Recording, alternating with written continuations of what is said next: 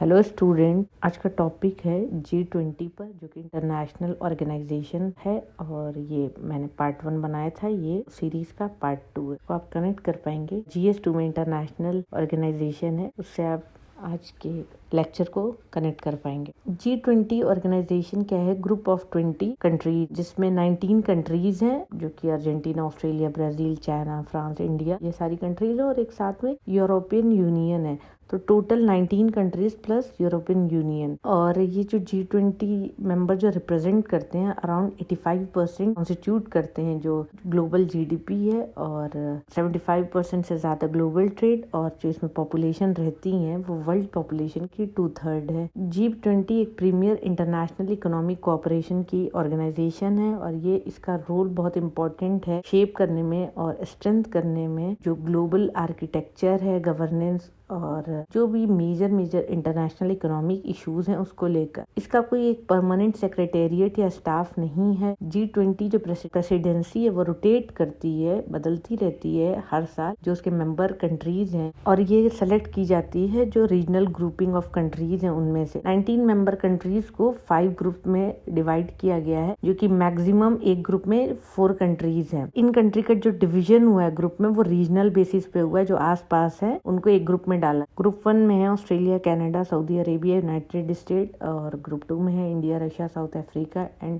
Turkey. ये ऐसा group है जिसमें ये पैटर्न फॉलो नहीं हुआ है। ग्रुप 3 में है अर्जेंटीना, ब्राजील, मैक्सिको। ग्रुप 4 में है France, Germany, Italy, United kingdom. Group 5 में China, Indonesia, Japan, Republic of Korea. और EU 20th मेंबर है, और इसको किसी भी रीजनल ग्रुप में नहीं डाला गया है। इस साल की जो G20 की प्रेसिडेंसी है वो इंडिया कर रहा है। जितनी कंट्रीज हैं सबका इक्वली चांस होता है, टर्न आता है सब। इंडिया जो कि ग्रुप 2 में है और होस्ट कर रहा है इस साल की प्रेसिडेंसी को 1 दिसंबर 2022 से लेकर 1 नवंबर 2023 तक। G20 प्रेसिडेंसी जो है वो रिस्पॉन्सिबल है सारे जो G20 कंट्रीज है उनके जो एजेंडा है उनको कंसल्ट करना, उनके मेंबर्स में, और पर रिस्पॉन्स देना, जो भी डेवलपमेंट ग्लोबल इकोनॉमी इशू है, और इस चीज को इंश्योर कराना कि कंटिन्यूटी रहे। और प्रेसिडेंसी जो है उसमें एक ट्रॉइका है, जो इसके पहले लेक्चर में भी मैंने बताया था कि करंट कौन है, इमीडिएट पास्ट कौन सी कंट्री होस्ट कर रही थी और नेक्स्ट कौन होस्ट करेगी। वो इस तरह का एक ट्रायंगल बन जाता है और उसको ट्रॉइका कहते हैं। जैसे कि पिछले साल इंडोनेशिया थी और इस साल इंडिया है, नेक्स्ट ईयर ब्राजील होगी। G20 की हिस्ट्री थोड़ी देख लेते हैं। 1999 में G20 फाउंड हुआ था,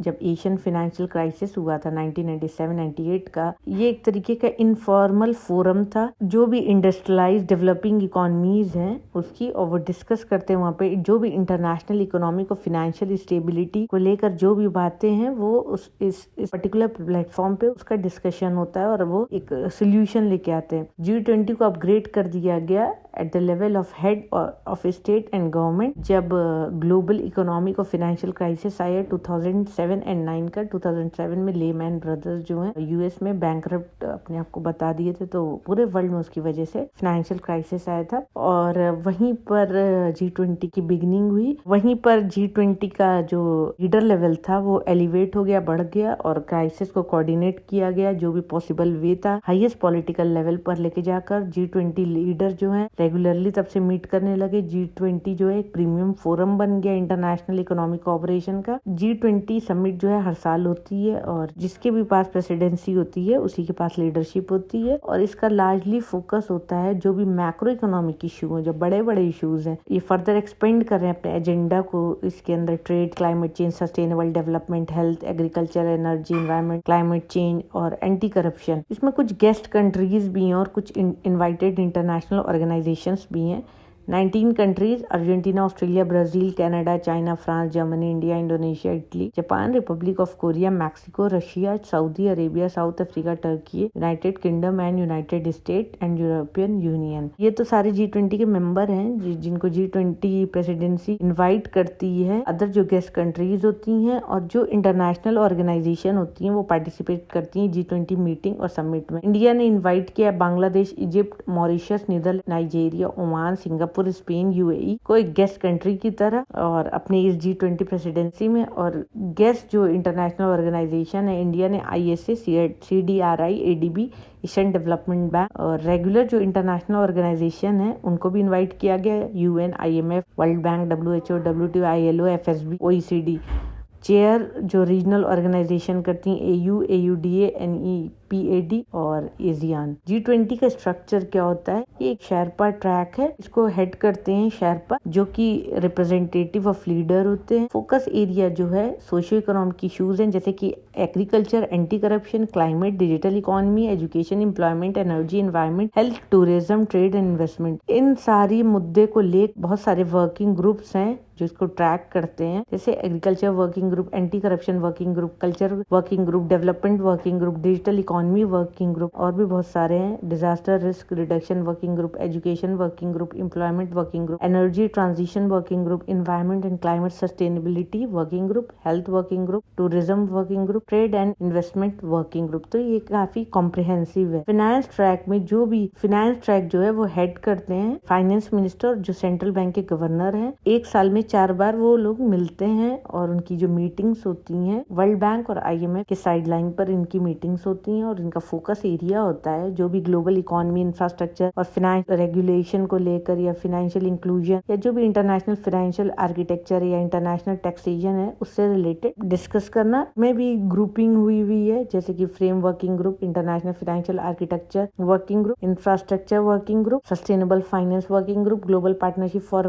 financial inclusion, joint finance health task force, international taxation issue, financial sector issue. तो इस तरीके के वर्किंग ग्रुप बने हुए। इनिशिएटिव क्या है? Research and innovation initiative gathering, तरह की गैदरिंग होती है जो RIIG के नाम से जानी जाती है, जहाँ पर शेरपा ट्रैक वर्किंग ग्रुप के अलावा ये भी वर्क करती है, जिसका मकसद होता है इनहेंस करना, इंटेंसिफाई करना और रिसर्च को स्ट्रेंथन करना, इनोवेशन कोलैबोरेशन करना जो भी मेंबर कंट्रीज है उनमें। और फर्दर ये वर्क करते हैं एकेडमिक फोरम के साथ। रिग जो है वर्क करना स्टार्ट की थी आगे एकेडमिक फोरम जब हुआ था इटालियन प्रेसिडेंसी 2021 में, जहां पर सारे साइंस, टेक्नोलॉजी, इनोवेशन एक्सपर्ट इकट्ठा हुए थे G20 मेंबर कंट्रीज के। G20 एम्पावर इस तरह का इनिशिएटिव है जो कि एम्पावर करना विमेन इकोनॉमिक रिप्रेजेंटेशन, उनका प्रोग्रेस, विमेन लीडरशिप, उनके participation, space economy leadership meeting, G20 scientific adviser round table. तो इसमें अभी इस साल जो G20 CSAR होगा वो रामनगर में होगा, कुमाऊं रीजन उत्तराखंड के